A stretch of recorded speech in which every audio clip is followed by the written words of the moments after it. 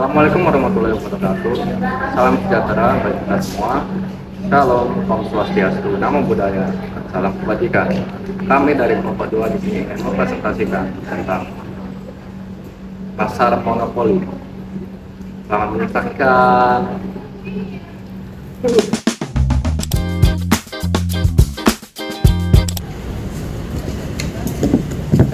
Halo semuanya, perkenalkan nama aku Anggi Naila Siregar dengan NIM 251753020. Dengan aku, Aksal Dafakiroa dengan NIM 251753030.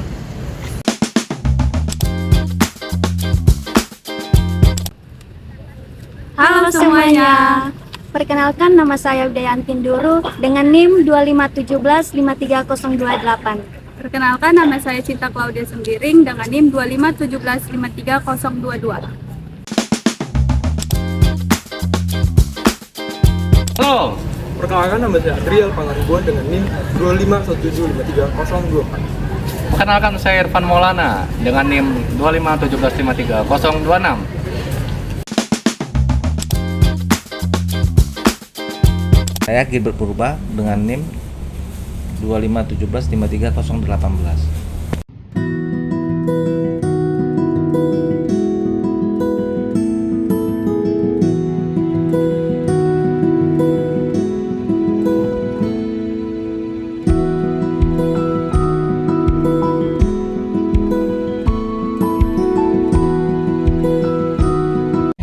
Dalam ekonomi, pasar adalah tempat bertemunya penjual dan juga pembeli untuk melakukan transaksi jual beli barang ataupun jasa. Nah, berdasarkan jumlah pelaku dan juga sifat persaingan, pasar dibagi menjadi beberapa jenis. Yang pertama ada pasar persaingan sempurna, yang kedua ada pasar monopoli, dan juga yang ketiga ada pasar oligopoli dan juga selainnya. Dan kali ini kami akan membahas tentang pasar monopoli. Nah, kali ini saya akan membahas tentang apa sih monopoli itu. Nah, monopoli berasal dari bahasa Yunani yang artinya monos, artinya satu, dan juga poliens yang artinya menjual. Dengan kata lain, monopoli adalah kondisi pasar yang hanya dikuasai oleh satu produsen ataupun satu penjual yang dengan mengendalikan penawaran barang ataupun jasa. Dalam kondisi ini, produsen dapat bebas untuk menentukan ketentuan harganya dan juga jumlah produksi. Selanjutnya adalah ciri-ciri monopoli. Yang pertama adalah hanya ada satu produsen utama. Yang kedua adalah barang atau jasa tidak memiliki pengganti dekat. Yang ketiga adalah tidak adanya pesaing langsung. Dan yang keempat adalah produsen adalah penentu harga. Di Indonesia ada contoh yang paling jelas, yaitu adalah PT Kereta Api Indonesia atau PT KAI. Nah, KAI adalah satu-satunya perusahaan milik negara yang menjalankan layanan kereta api, penumpang, dan juga barang. Tidak ada perusahaan lain yang memiliki layanan tersebut.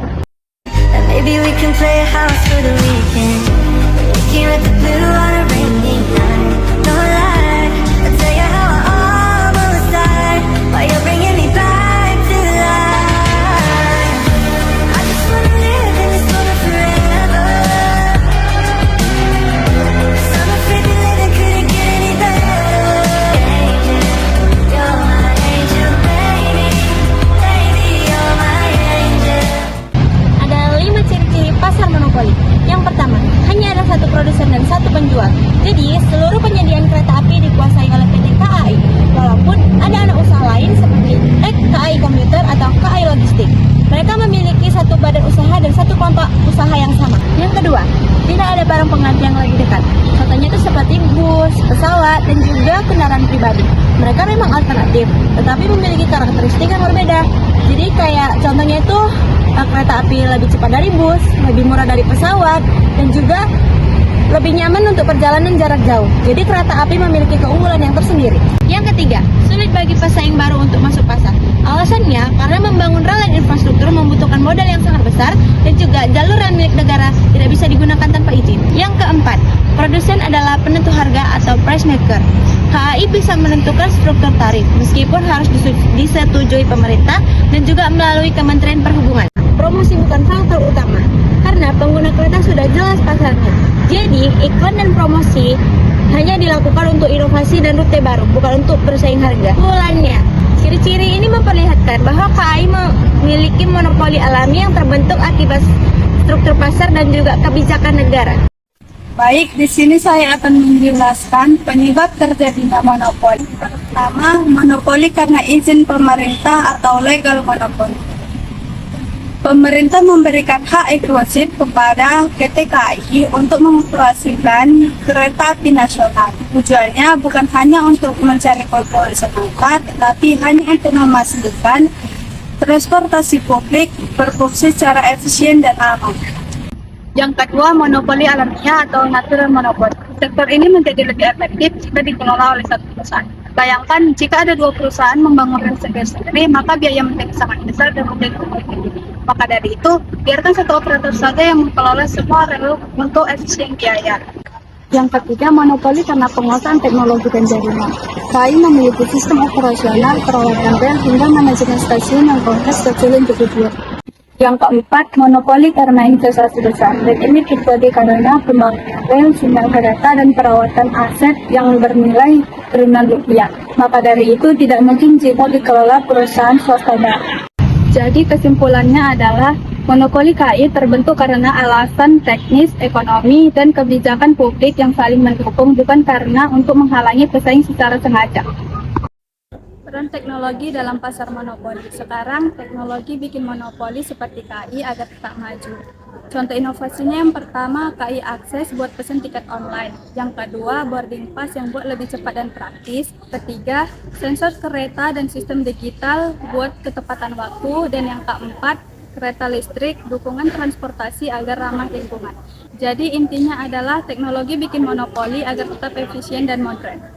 Baik, saya akan menjelaskan penentuan harga dan jumlah produksi. Pada penentuan harga dan jumlah produksi dibagi menjadi 4 bagian. Yang pertama, saya akan menjelaskan KAI sebagai price maker, yaitu karena tidak ada pesaing langsung, KAI memiliki kendali dalam menentukan harga tiket. Namun, pemerintahan tetap mengawasi agar harga tidak terlalu tinggi dan memberatkan bagi masyarakat. Dan yang kedua, pertimbangan penetapan harga. Pada pertimbangan penetapan harga dibagi menjadi 4. Yang pertama, biaya operasional. Biaya operasional dalam bentuk bahan bakar, gaji, perawatan, dan kereta. Yang kedua, kelas pelayanan. Kelas pelayanan dalam bentuk ekonomi, bisnis, eksekutif. Yang ketiga, tujuan jarak. Tujuan jarak antar kota, wisata. Dan yang keempat, kebijakan subsidi pemerintah. Yang nomor 3, hubungan antara harga dan permintaan. Pada hubungan antara harga dan permintaan dibagi menjadi 3. Yang pertama, jika harga tiket terlalu tinggi, maka permintaan akan menurun. Dan yang kedua, jika harga terlalu rendah, maka pendapatan tidak dapat menutupi biaya. Yang ketiga, KAI mencari harga keseimbangan yang memberikan pelayanan yang maksimal.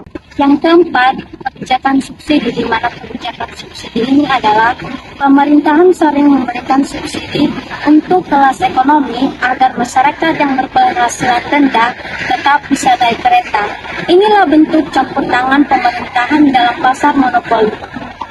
Baik, selanjutnya peran pemerintah pada PT KAI BUMN ini, yaitu untuk mengawasi serta memastikan PT KAI untuk terus pro kepada rakyat, serta membuat pelayanan kepada masyarakat lebih bagus.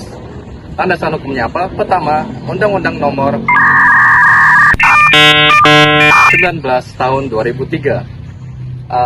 Di situ tertulis BUMN merupakan badan usaha milik negara, di mana lebih besar modalnya dari negara, yang itu terpisah dari kekayaan negara. Di BUMN juga ada 2 tipe. Pertama, ada perum, perusahaan umum, di mana memfokuskan perusahaan BUMN ini untuk terus melayani masyarakat. Dan juga ada perseroan, yaitu perusahaan seorangan, di mana berfokusan untuk mencari keuntungan untuk negara. Nah, selanjutnya ada Undang-Undang Nomor 23 Tahun 2007 tentang perkereta apian, di mana negara akan mengurus tentang jenis relnya, jenis motor kereta apinya, jenis kereta apinya, tentang busnya, dan juga lain-lain. Juga di pemerintahan bertugas untuk menentukan kelas harga dari kereta api. Misalnya tarif untuk kelas ekonomi dan tarif untuk kelas eksekutif. Dan juga subsidi untuk kelas ekonomi diurus oleh pemerintah. Dan juga kesimpulannya, ini merupakan perusahaan yang kesimpulannya, pemerintah bakal mendorong inovasi untuk PT KAI untuk terus berinovasi dan juga untuk modernisasi supaya pelayanan masyarakat untuk kereta apian, untuk mobilitas masyarakat lebih bagus dan lebih maju untuk kedepannya.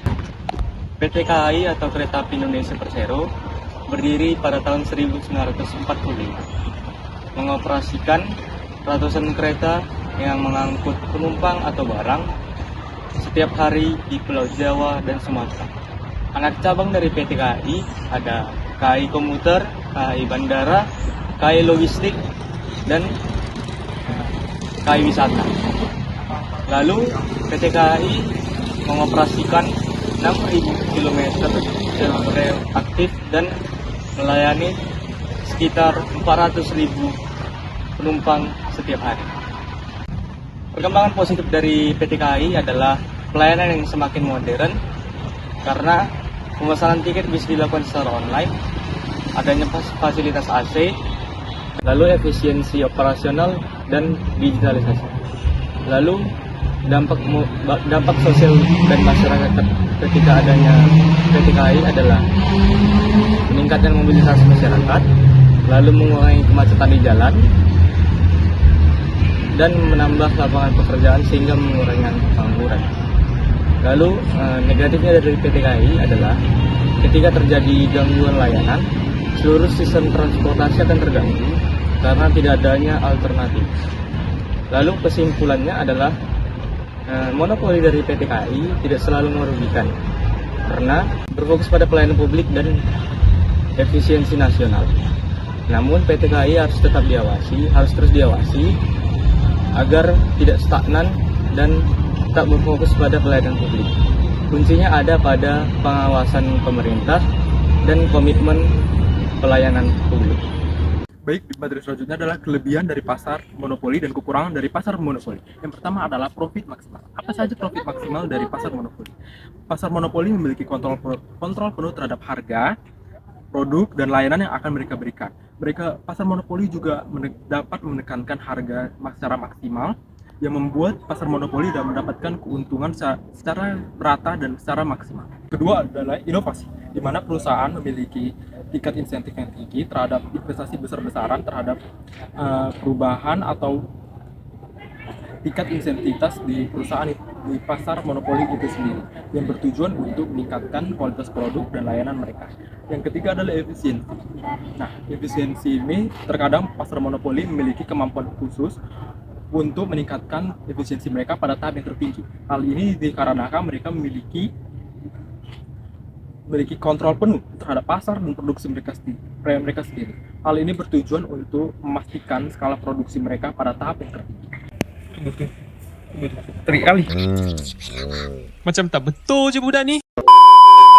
Yang ketiga adalah efisiensi. Nah, di efisiensi kali ini pasar monopoli dapat memiliki hak kontrol penuh terhadap akses pasar monopoli dan kualitas produk mereka. Nah, pasar monopoli biasanya memiliki kemampuan khusus untuk meningkatkan atau menaikkan efisiensi pada tahap yang tertinggi untuk memastikan skala produksi mereka pada tahap yang maksimal. Yang keempat adalah pengendalian kualitas, di mana pasar monopoli memiliki akses yang sama seperti di nomor 3, yaitu adalah kontrol penuh terhadap pasar dan produksi mereka, serta distribusi yang penuh di bawah kendali mereka. Hal ini bertujuan di mana mereka dapat memastikan kualitas produk dan layanan mereka pada tahap yang sangat maksimal. Sekian dari video pemaparan kami. Lebih kurangnya kami mohon maaf sebesar-besarnya. Wabillahi taufiq wal hidayah. Wassalamualaikum warahmatullahi wabarakatuh. Dadah. Bye guys. You.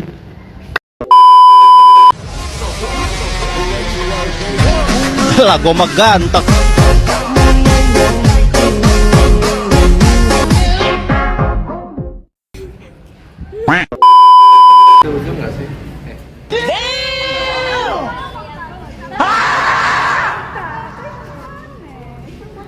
Acel, kenapa dia menjulurkan lidahnya? Takutnya.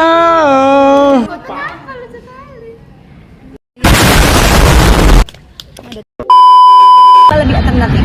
Tetapi kereta api lebih cepat dari bus dan juga